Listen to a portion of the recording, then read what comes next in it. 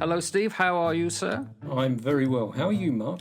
Well, I've got a red wine in hand, and it actually reminds me of the past, where you tended to be drinking and I was buying and not drinking myself. It seems to have been flipped. So here's to you. Thanks a lot.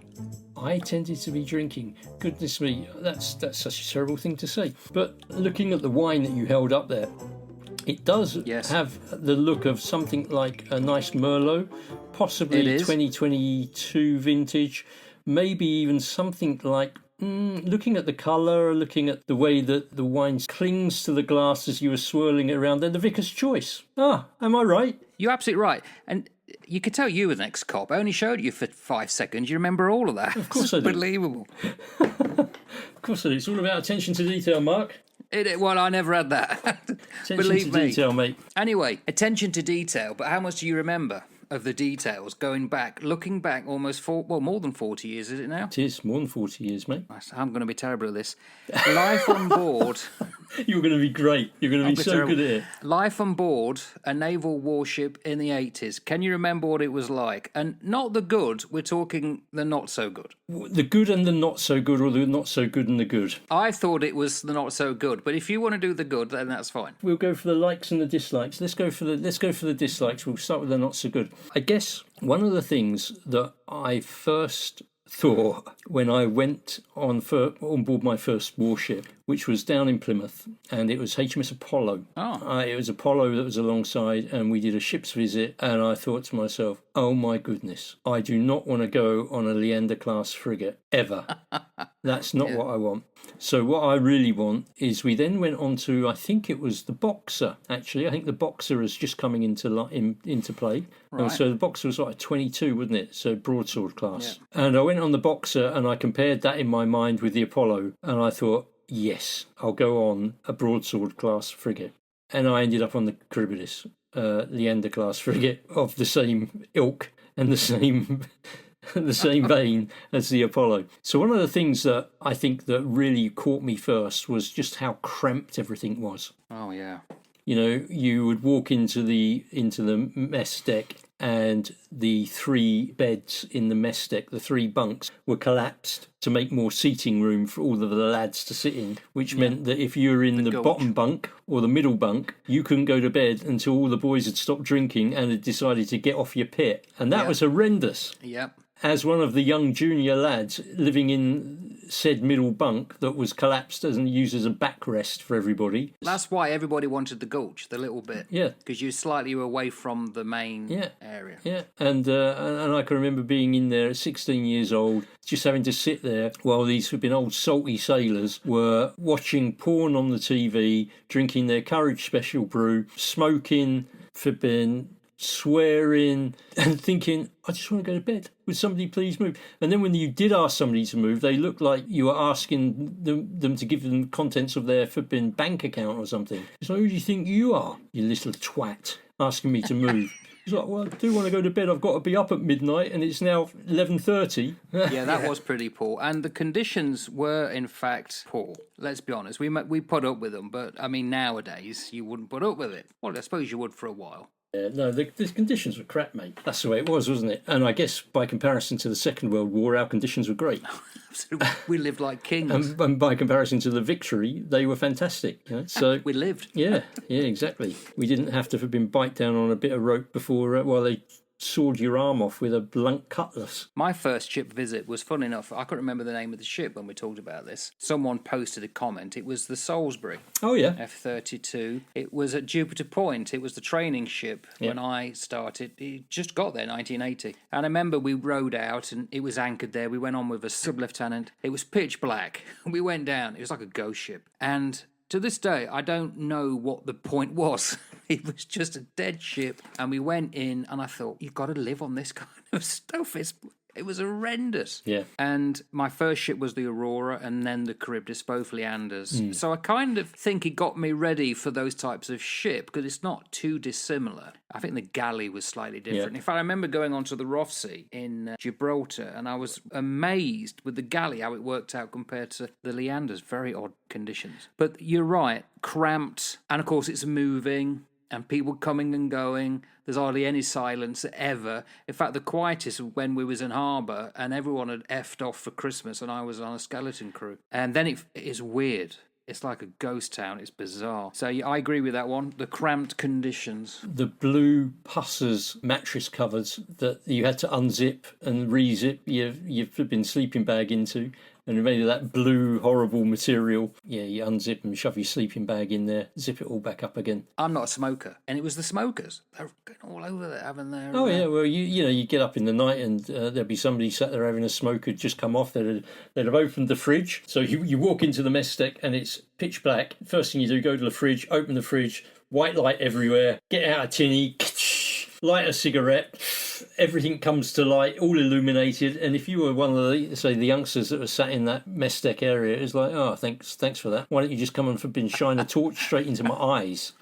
Yeah. Although, funnily enough, some of the most memorable photographs that were took were in that first bit as you went in around the table. Of course, yeah. You know, where you used to play uckers, and I think it was Scouse, wasn't it? Enright on our ship. He was playing guitar. We're getting ready for the Sod's Opera. I mean, it was fun, but it was bloody annoying at the same time. You know, on the Cherry B, you could probably fit, 5 people, 8 people around the mess square on that, like, L-shaped corner area. You probably fit about 8 people comfortably. And after that, you're, like, sitting on top of each other, aren't you? People sat on the floor, people sat on cushions, people hanging out their bunks, watching the TV. And it was horrendous when you think about it. I will never forget, and I think we have talked about this, and I'm going to have to what I'm about to say out. It's when Jo, my now wife of 30-odd years, she came on board, and everyone was being polite.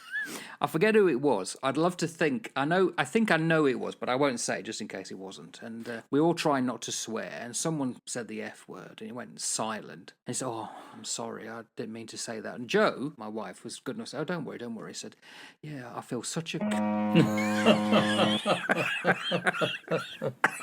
Oh, dear. I'll never forget that. They were hilarious. Yeah, you're right. I'll have to see if I can edit that bit out. The other thing as well, and I never got this, ever. I must have been like a sore thumb. The rounds. Everyone was getting all panicky and going off, do the rounds, clean this. And then they'd come round and everybody hoped they didn't find the tinnies that had been secreted. And they knew where they were. Of course. There's only so many places you could hide them, right? Exactly. So it was obviously a game, unless they were really clamping down the officers. And they let you get away with it so long as you didn't get out of hand. And it was just like, yeah, I get why we do it. But the hope of winning the cake. I think once in my whole naval career, the mess I was in won the cake, and that was on the Aurora, I think. I don't think we ever won it on the Charybdis. So, for those who don't know, the rounds would go around checking, how tidy and the thing was, and it was very formal. The officer or the captain would be piped into each room, and then whoever was deemed to have done the best job won a cake. Well, when I was on the Aurora, we won it, but we didn't care anyway, because we got cake every time, because we was with the cooks. It wasn't that big a thing. Yeah, you always wanted to be with the flipping cooks, didn't you? It's truth. Yeah. You'd get your bacon butties in the morning, you'd get all of the good food. I forgot about the captain's cake. Obviously, I never won it. Went to the captain's table a few times, but never the cake. Visited him at the table a couple of times as well. Just a bit. I would say, looking back, although I wouldn't have admitted it at the time, was the stress, both mental and physical. Because you're 17, 18. I think you got on board when you was 16. 16 when I went, yeah. If I look at 16-year-olds now when I'm teaching them, I think you couldn't manage getting on your uniform, let alone doing what we did.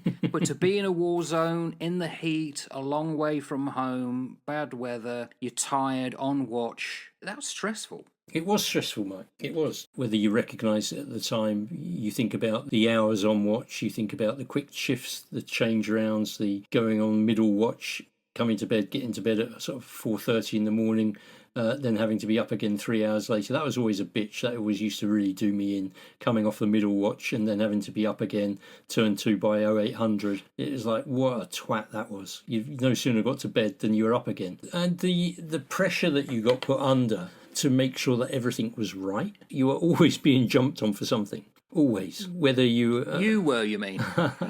you always were, weren't you? I mean, there was always something that you didn't get right, you didn't do. You got those stupid task books when you first got on board the ship, when you get, you're moving from your class 2 to your class 1 to your scale A's or whatever you do. And you've had to do all these task books. Yeah. Quizzical look from you over there, I see. I kind of remember. I'm sure I did it.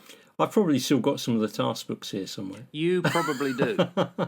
But no, there was so much aggravation, so much stress, and you used to get crap from the lads as well. Yeah. Always used to get crap from the lads, from the old hands. And it was stuff that you look back now and you think it was funny. We ended up doing the same. Like, could you go down to the chippies and get me a left-handed hammer and stuff like that? Go and get some tartan paint. Yeah, that's which is hilarious. Let's be honest. And we were so green and naive, thinking, "Oh, I better go and get it." I daren't say no, just in case there is tartan paint. Yeah, or can you go and grab the skyhook? Yeah, right. Yeah, okay. Off down to the flipping chippy, right up forward there. I'll come to collect the skyhook. Oh, yeah, okay. Just take a seat there, mate. Just wait for a bit. I'll see if we can grab it for you. And then, like half an hour later, what are you doing here? I'll come for the skyhook. You're a flipping plonker. Off, gone. Yeah, okay. I guess I bit. On my first ship, I was so naive about the first year, and I think everybody is. Oh, mate, you wisen up quick, don't you? Not always. Flipping heck, I thought to myself, I very, very quickly caught on to the way that these boys were operating and thought, right, you got me once, you're not going to get me again. And then you just become cynical about everything and you don't believe anything that anybody says.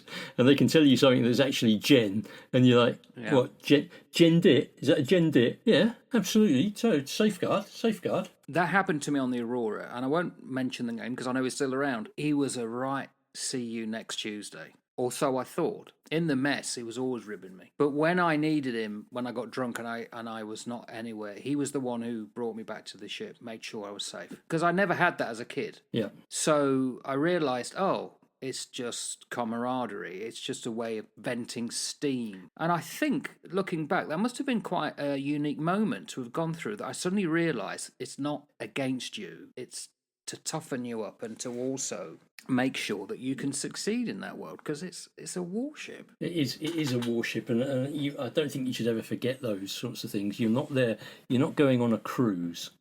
No. You're going on a warship, which means that you might end up in a dangerous position where you might find yourself lobbing bombs out the side of the ship. You might find yourself under attack. You might find yourself in a smoke-filled compartment. You might find yourself, whatever the situation is. And you have got to be ready, and you have got to be resilient enough to perform under pressure. It does give you that little bit of an edge, I think. It really does. But it was very stressful. And you carry that stress into your life as you track forward from that point onwards. Some people absorb it really well, others don't. But you certainly carry it. Do you think it helped you when you went into the police? Oh, there's no doubt about that. Yeah, there's no doubt. I mean, I think all of my background in the armed forces was really, really helpful. It set me on a very disciplined path. And I think that the Navy, when you look at the three services, I think that the Royal Navy was much less disciplined than the regimentation of the army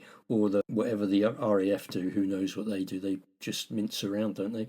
But whatever the RAF do, what I think it did was it just gave me a mental toughness. It gave me a physical toughness, which was very useful in what I did, and it gave me the ability to know that I could go into pretty much any situation in any country around the world, in any culture, and deal with stuff. And that was really useful. As a young man, as a 16-year-old, you start to get that built into your life. Doesn't matter where I am in the world, doesn't matter where I'm dropped into, I can deal with what I'm going to deal with. And it gave me all of that. And that was super useful with the work I did from there on in. Very useful. I've got many good thoughts and many happy memories about our time in the Royal Navy. Smells were quite bad. Aircon wasn't the best. The punka weren't the very best punka were they? No. So some of the smells in and around the place were quite rank. I've always suffered with wind. And yeah, you times that by 50. Yeah, it is. It was a bit pungent at times. You could cut the air with a knife sometimes. You really could. Nothing worse before we went ashore, though, and everyone was putting on the old, Yeah, getting on the old flipping razzle dazzle and the foofs, get the old powder out. Yeah.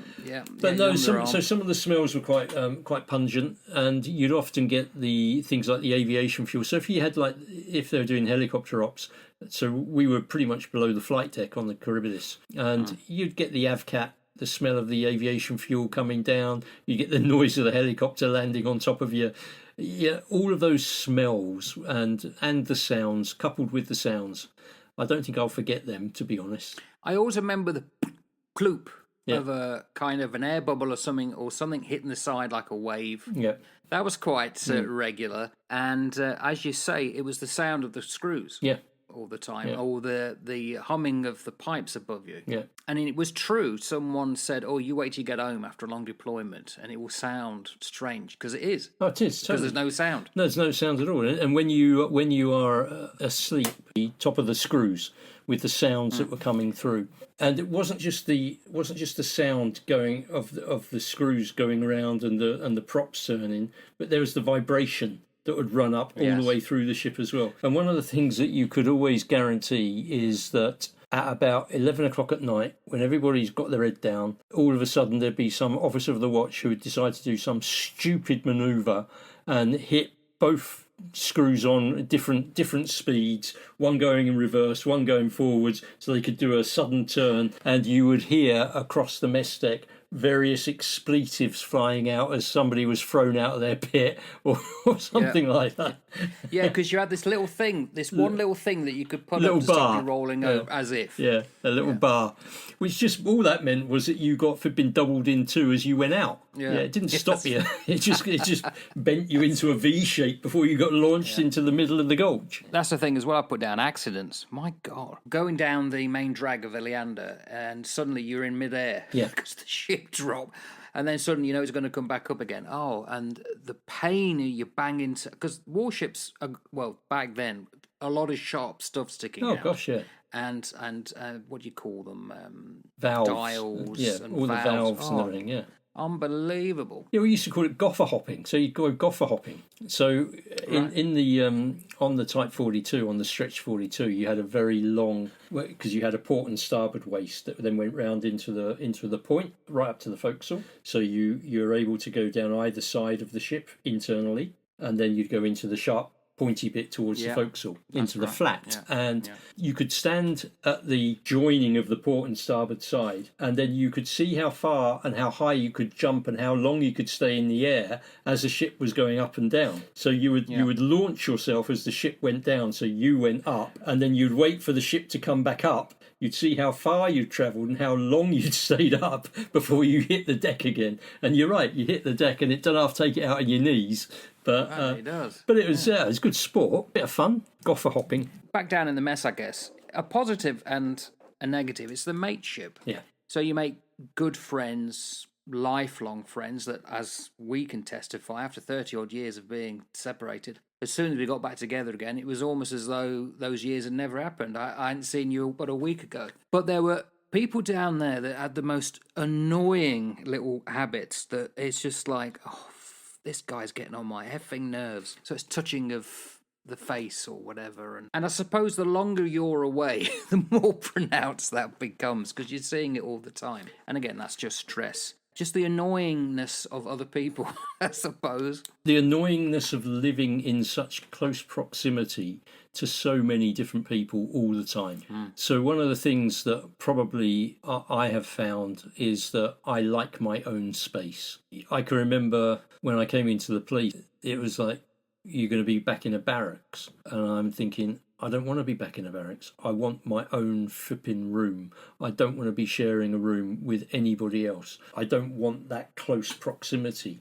I've had years and years and years of flipping filthy rotten matelots all around, and it is just horrible after a time. You just go, I'm over it. Just give me some space. Just give me some space. I'll trump my own words here because I'm thinking of mates at sea on ships. But barrack guard, oh my God.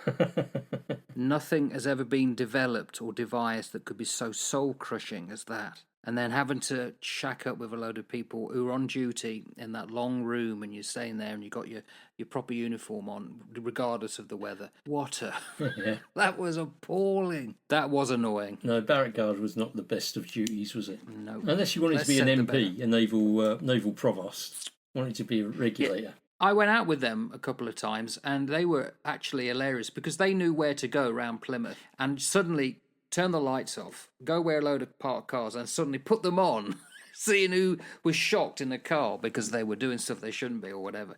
They were sods. I mean, you must have done that as a cop. Yeah, of course. Yeah. Back in the day, mate. Back in the day. Catching people in flagranto.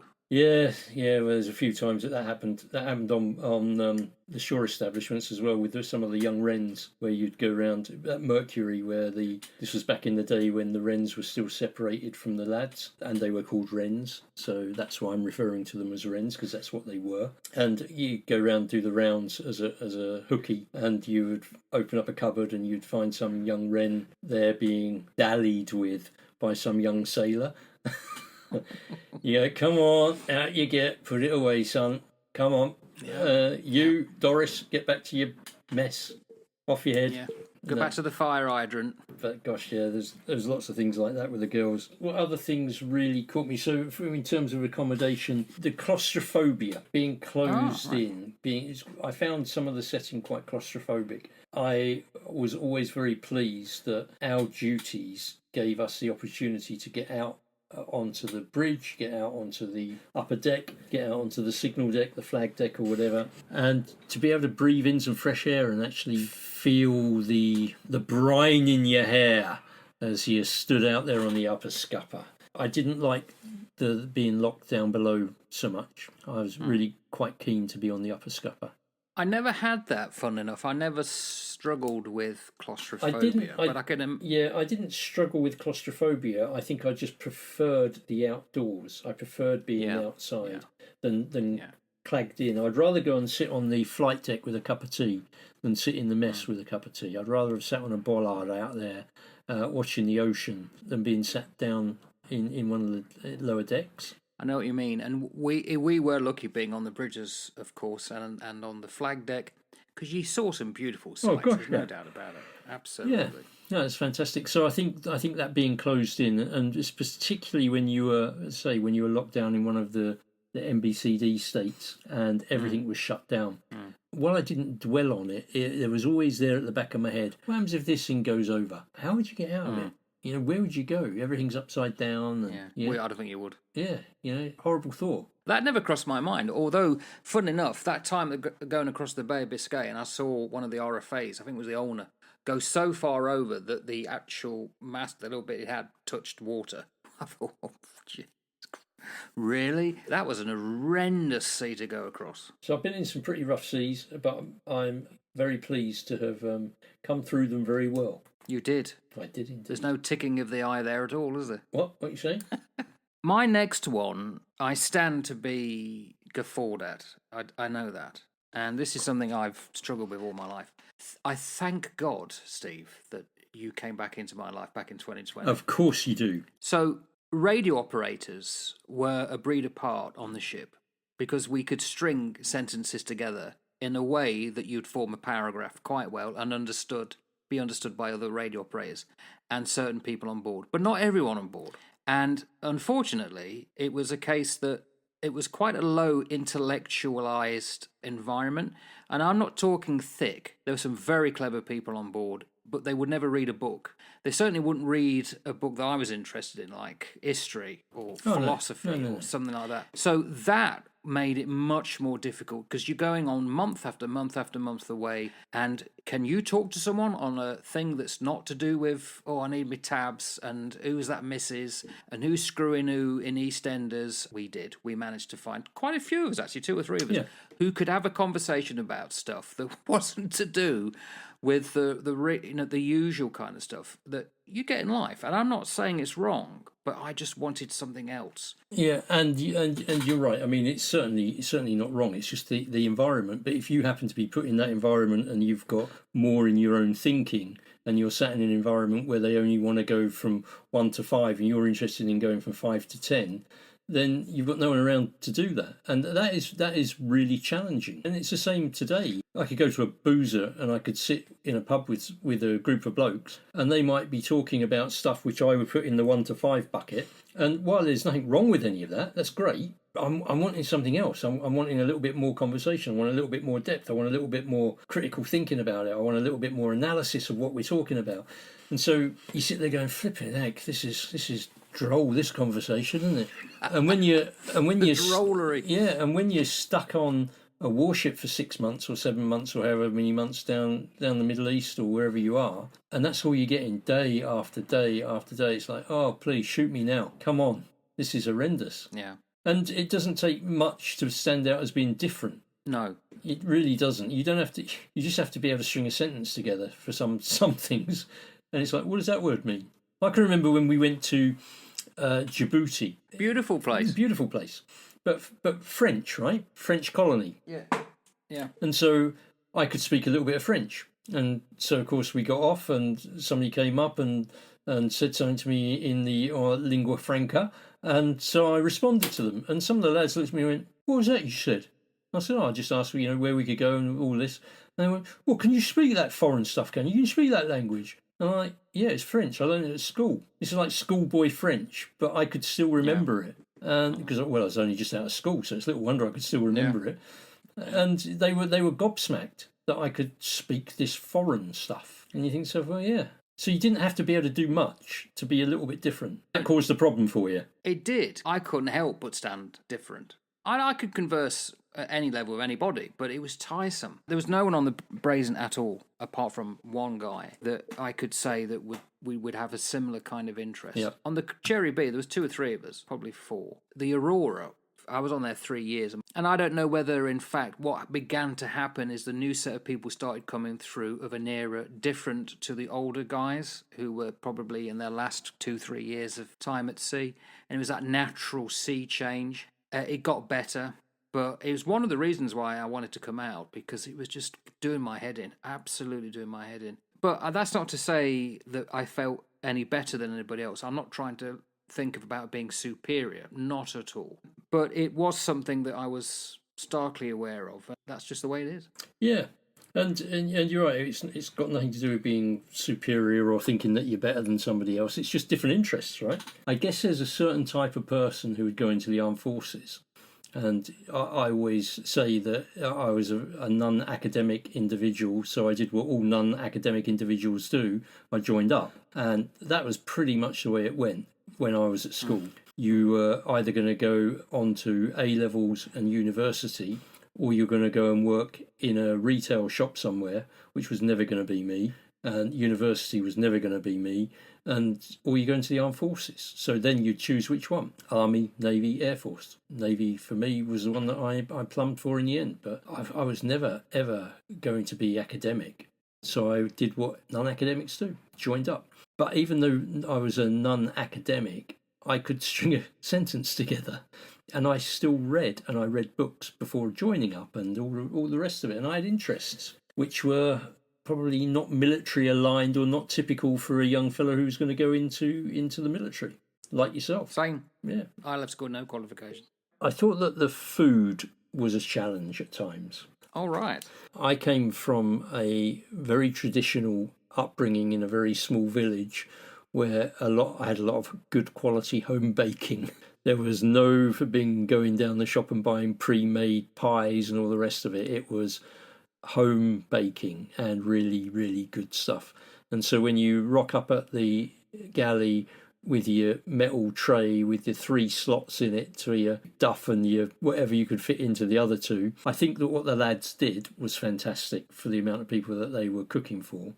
Oh, yeah, but, super. And there were certain things that were almost like manna from heaven, which was things like the bacon butties at 6 o'clock in the morning before everybody else had got up and turned to, and you managed to raid the galley, and the lads had sort of looked after you because you were going to do them a rad phone later, and Portishead radio them. The bacon butties were fantastic, but yeah, I wasn't a great fan, I must admit, of the food. Heroes of the fleet, the cooks. You think about the heat out in the Gulf, and then they had to turn to and in the heat cook meals 3 times a day for hundreds of men. They did an outstanding job. Unbelievable. And it's just the pure monotony of peeling potatoes. Oh, they had a machine that did it. But then again, I hate cooking, so maybe that's why I hate cooking, because of the food. I don't know. I wanted to be a chef. I wanted to transfer over to the cooks. Yeah, I could have seen you as a chef, actually. Because I wanted to come out with a trade, but they wouldn't let me go. And I had this conversation with an officer who then wanted me to stay in. I said, well, why don't you let me become a chef? You'd rather let me leave than transfer over, so you can't want me that much. I remember saying that to him, which was the equivalent of saying F off, but there you go. Yeah, the food and low provisions, which I never really came across, I remember, but you did.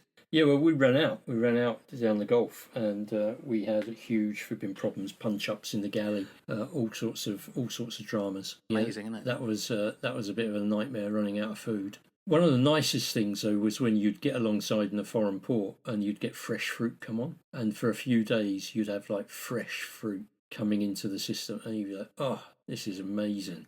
Unless it's a place like Djibouti. Yeah, then it wouldn't be quite so fresh. Yeah. And the bread would fall apart. The bread would fall apart. Some of the foreign bread was a bit dodgy, wasn't it? I think it's because they didn't have butter or something like that. I don't know, mate, but it was a bit dodgy. It made gluten-free, dairy-free bread look good. It was the original free of everything. It was free of everything, all right.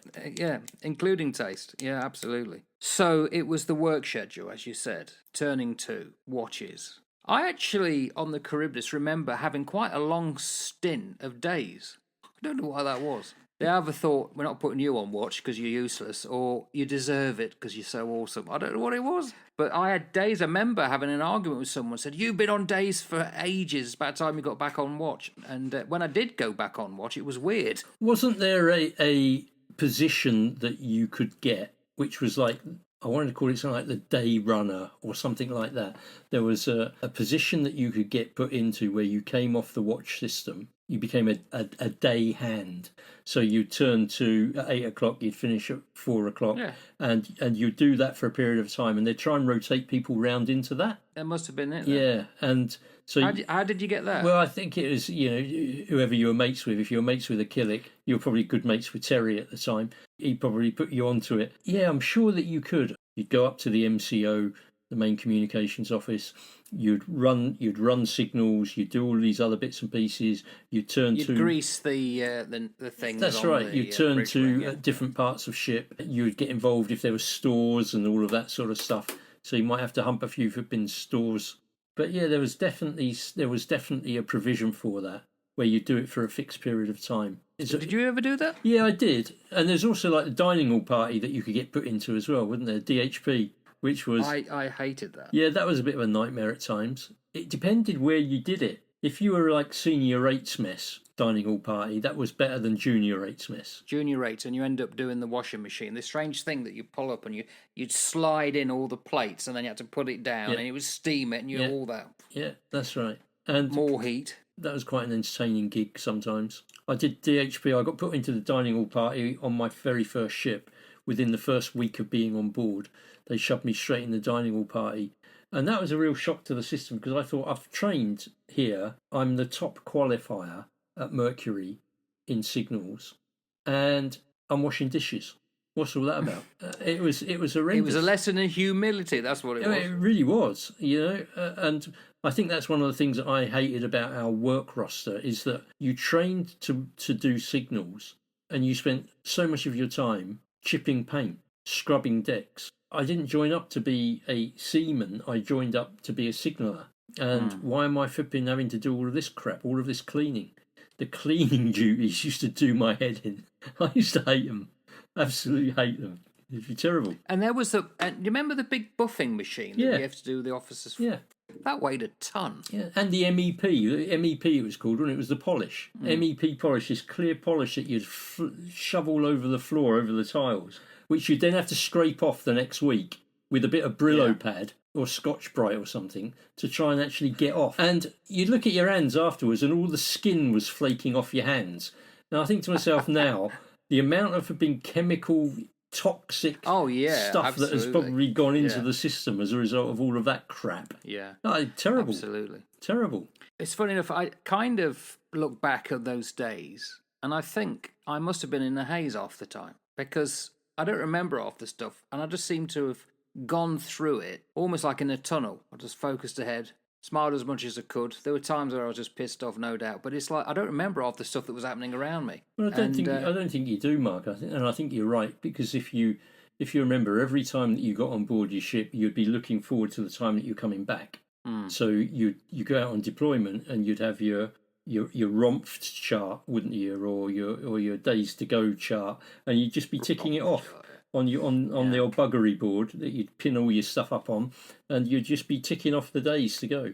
And so the whole of your flipping life was counting days down to get through, to get home. Yeah, it's quite strange. And that just adds to the stress, because when you see a shed load ahead of you, and you think, oh, well, mind you, once you've turned and you start to end in the right direction, away that's from great. the Gulf, Yeah, that was great. Yeah, well, you reach the top, don't you? And then it's downhill from there. There was this definite moment when I'd left the Charybdis and I was told, quick turnaround, you join the brace and you're back out in the Gulf. And I went, oh no.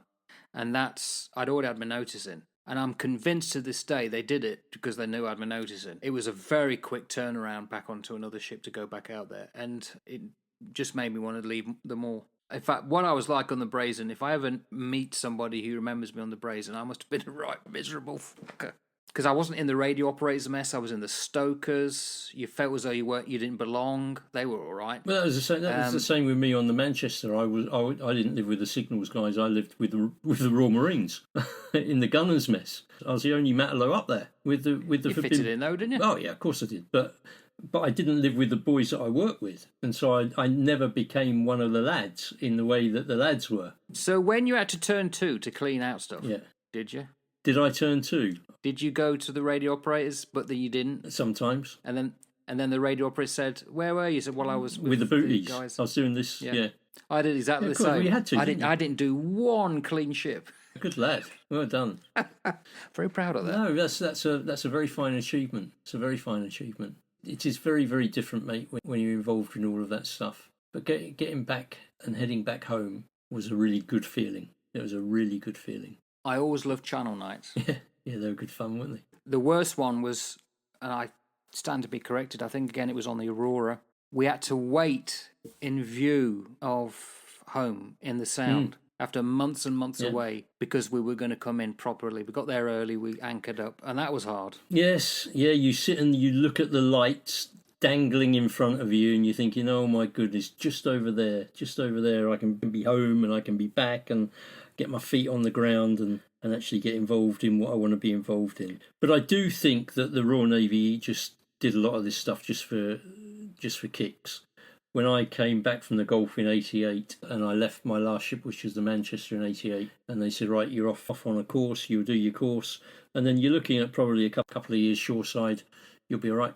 You've done 3 tours now. You've done this trip away. You've been away for since 1983, 84. It's now 1989. You deserve a bit of UK time. No sooner had I finished my course than they sent me my next draft, which was a local foreign service overseas in Italy. And I'm like, are you kidding me? I've just done flipping 6 months or so out in the Gulf. I've finished my courses here, and you're now sending me on a foreign. You're taking the P, aren't you? I didn't even ask for it. No, that's where you're going. And so I tried to turn it down, and they said, no, we wouldn't let you. You were out there. So that's where they shipped me off out to for another 18 months. I'm thinking, flipping heck. When did you demob? 24th of December 1991. So when did you hand your notes in Italy? Yeah, I quit when I got out there. Had enough now. I think a lot of people did that. They were understaffed, undermanned, I should say, and people were just constantly going away, and they voted with their feet, didn't they? Yeah, well, that's it, isn't it? I mean, don't get me wrong, I love being at sea, and I love the opportunities to deploy, but you certainly wanted a little bit of downtime in between, and they didn't give it. Didn't get it on any of the ships. No sooner had we got back from the Gulf in 84 than we were back out there in 85. No sooner I got back in 85, I was on a world trip in 86. No sooner I got back in 86, I was away doing flipping submarine training up in Faslane and in the north of Scotland, which is as bad as being a foreign. And and then 88 back down the Gulf, 89, 90 foreigns, and it's like I've had enough now. I'm leaving. 1990, I put me ticket in and was out 18 months later, with the view that that's it. I will now not go away and deploy or do anything again. And then I joined the police, specialised, and every 5 minutes I was packing my grip, going to the missus, right, love, I'm off now. I don't know when I'll be back. And nothing changed. It's just mental. Poof. There's me thinking it would be whole new world out there, and it just wasn't. The Navy made us different. They mould young men. We become a different breed. Yeah, of course. In fact, I got to shout out a couple who served 22. So, joined with me, Del, I know you're listening. Lenny, kudos to those guys who did long term. Absolutely. I mean, I know a guy. He's now been in 40 years. Yep, likewise. Yep, It's unbelievable. Likewise, still serving, mate. They served with me, joined up with me, still serving. I mean, it's just phenomenal. Great achievement. Not what I would have wanted to do, and I'm very pleased with the sort of rich variety of life that I've lived over the years in most regards. Certainly the experiences that I've had. It builds character, I guess. It so certainly recommended. builds character. Ta-ta for now. Take care, mate. Later. Bye.